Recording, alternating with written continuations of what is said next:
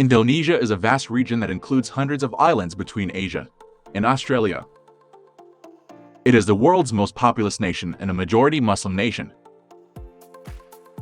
Indonesia is a country that has many different people from all over the world, some of whom are cosmopolitanisms, while others are more rural.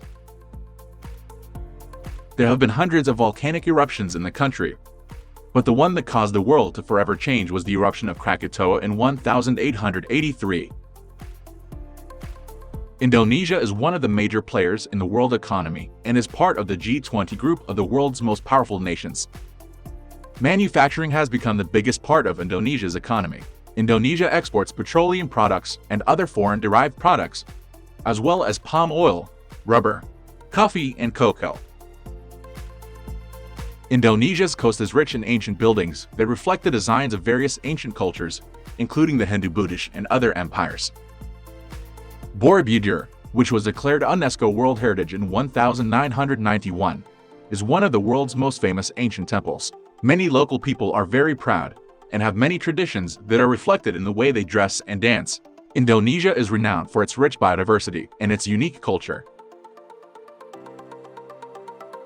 Indonesia, also known as the Triangle of Corals, has more than 3,000 fish species, more than the Caribbean. Long ago, Indonesian authorities tried to suppress the rights of ordinary people and to prevent them from expressing themselves freely. It is a country that is currently facing poverty.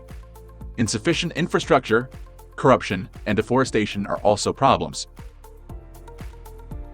Indonesia participates in many regional and world organizations, including the Association of Southeast Asian Nations, the Organization of Petroleum Exporting Countries, and the United Nations. G20 Bali Summit is a meeting of the G20 nations and will take place between 15 and 16 November 2022 in Nusa Dua, Bali, Indonesia. Indonesia assumed its presidency on December 1, 2021, and it is expected to hold the G20 meeting in the last quarter of 2022. They allocated 674 billion rupiah, or $45 million, for the G20 Summit in Bali. Indonesia will deploy around 10,000 police officers and 18,000 soldiers to ensure that the event is as secure as possible. The group that will be organizing the summit is known as Kodam Roman 9 Udayana for its headquarters in Bali. Shortly before, after, and during the G20 summit, air traffic at Bali's Agusti Ngurah Rai International Airport was severely limited. Flights were limited to just 5 hours a day, and there was a ban on flying in and out of the country for more than 7 days. Some airlines are rerouted to airports in Surabaya and Lombok.